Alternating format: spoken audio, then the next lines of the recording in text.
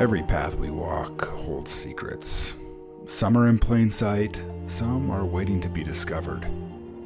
What if, on an ordinary day, you stumbled upon something extraordinary? An unknown place, shrouded in mystery and power.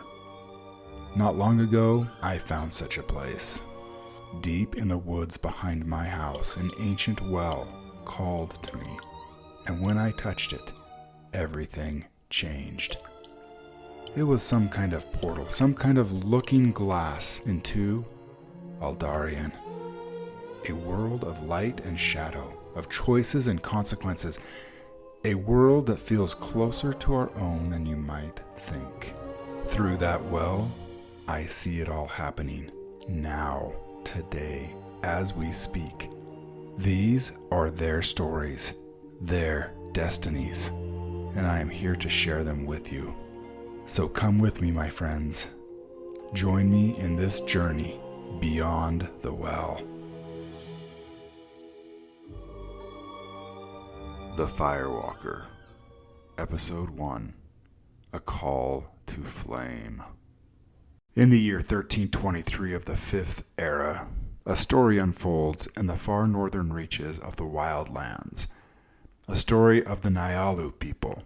Liyah, a young shaman in training, was no more than a child when the Bryn'Dar raiders descended upon her village. The Bryn'Dar were vicious warriors of the Zashanez nation. They came from the savage mountains that loomed on the northern border. Their torches flickered like angry stars in the ash-filled night, and they took lots of loot that night, the most sacred of which was the tribe's treasured life stone that brought balance between their lake and the volcanoes that were around them. It was revered in the center of their village on an altar. The soft glow of the stone had reassured the village for years, for generations, that they were being watched over. But perhaps the worst thing stolen that night was the peace and harmony that existed prior to the assault. The unspoken belief was that the stone had held them together, and that without it, the delicate balance that existed was now lost. The raiders' attack was swift and brutal. Liyah's parents, powerful healing shamans, and beloved leaders of the tribe stood before the stone, forbidding the raiders from taking it. Their courage was met with cruelty. Before her young eyes, Liyah watched her parents fall, their voices silenced, and their light extinguished. The stone was stolen, and with it, the village's harmony. Since that fateful night, the volcano had simmered with anger. Crops failed, tempers flared. The once tight bonds of the Nyalu people began to fray. The memory of her parents' sacrifice haunted her, shaping her every step as she struggled to follow in their footsteps as a shaman. The Nyalu's troubles reached a breaking point when elder shaman Amaka called for a tribal council. Beneath a leaden sky, the heads of every family gathered around the great fire pit at the village's heart. Smoke curled into the air, blending with the ash that seemed ever present these days. Liyah sat at the edge of the circle, her hands trembling in her lap. She had no seat among the leaders, but something in Elder Amaka's gaze unsettled her. He spoke in a voice that carried the weight of many winters. "The spirits have spoken," he began, his words rolling like a distant thunder.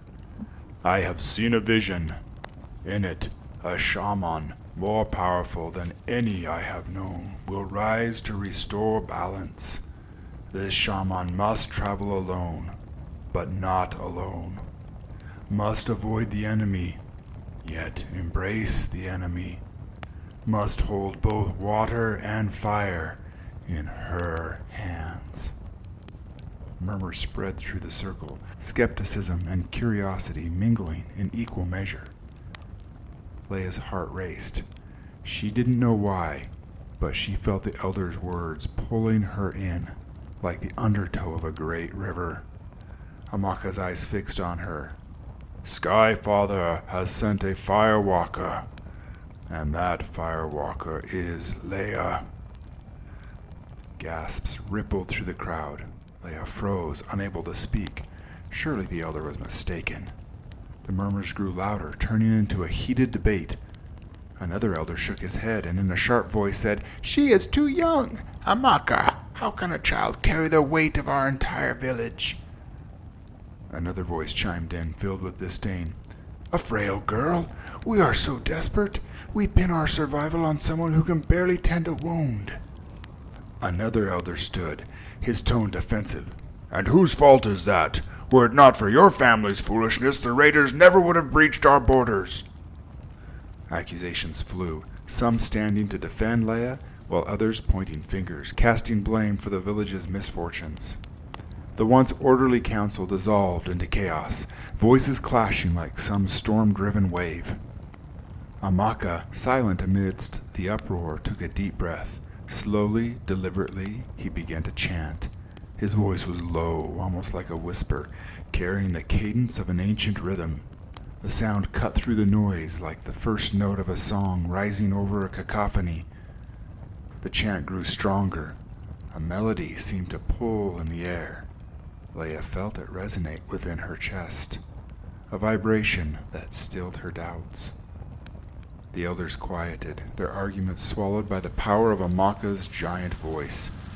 His body swayed with the rhythm, and the fire at the center of the circle flared higher, its flames dancing in harmony with his words.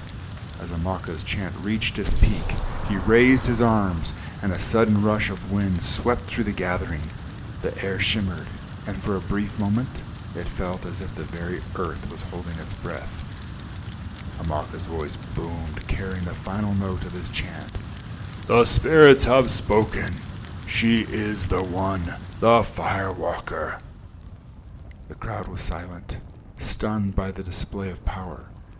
Yet, even in the silence, Liyah could feel the weight of doubt lingering in some of their gazes. Not all were convinced, but Amaka had spoken.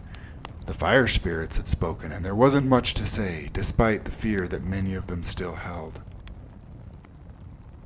After the council dispersed, Elder Amaka waved Liyah closer as he sat and looked into the glowing embers of the fire pit. The flames cast flickering shadows on his weathered old face. "Elder," she began, her voice faltering, I think you've made a mistake. I am no great shaman. I can barely heal a cut.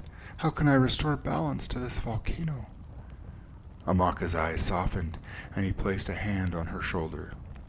"Liyah, the spirits chose not for what we are, but for what we become.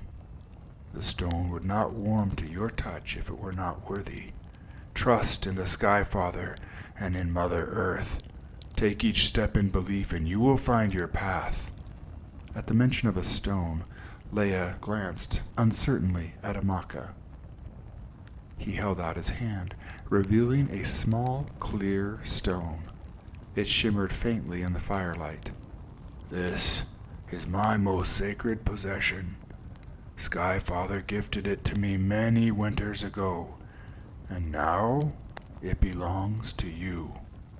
It will guide you on your sacred duty to retrieve the life stone and save our village." Liyah's hands shook as she took the stone. It was cool to the touch, but her fingers closed around it, and as they did, a warmth spread through her palm, steady and comforting. The weight of the task settled on her shoulders. "What is it?" she asked, with curiosity written across her face. "The question should be, who is it?" Liyah looked up quickly, her curiosity now turned to confusion. "Who?" she asked. "Yes, Liyah. This rock is alive. She has a will, a life essence of her own."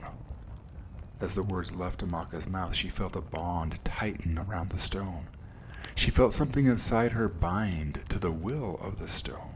A wave of peace swept over her. In her mind, she had the impression of confidence to move into the mission she had been called into. "Her name is Soluna," he whispered. As he did so, Liyah immediately felt a surge of life come into her. She looked down at the small white stone in her hand. She could sense and even see a light pulse from within the stone. "Soluna," she said softly, and the stone radiated back the warmth Liyah felt. She looked up at Amaka, and as she did so, she felt her skin tingle like fire. The excitement began to burn within her. "I will not fail," she said, more to herself than the elder. At dawn, the village gathered to see her off. The winds from the north howled, carrying the promise of a harsh journey. Liyah tightened the straps of her pack, her heart heavy but resolute. The clear stone rested in a pouch around her neck, its warmth a constant reminder of the task ahead. As she stepped beyond the village boundary, the howling wind seemed to grow louder, as if the mountains themselves were watching. Liyah took a deep breath and whispered a prayer. "Spirits of the flame, guide my steps. Help me bring the balance home." She paused and began to turn, but stopped. She looked down at the ashen forest floor. Her jawline flexed, and with resolve, she fixed her eyes ahead and took a step and then another. And with that, she began her climb into the volcanic highlands, her small figure against the vast, rugged landscape. The fire within her burned brighter with every step as the wind sought to snuff it out. Thank you for joining me today as we look beyond the well. What lies ahead is not just a tale, it's a journey, one that we will take together. If you're ready to step further into Eldarian, subscribe and follow Beyond the Well wherever you listen to podcasts. For even more information, visit beyondthewell.net for transcripts, notes, character descriptions, maps, and much more. And remember, sometimes the path we walk reveals more than we ever imagined. So, keep seeking, keep dreaming, and keep telling your story. Bye.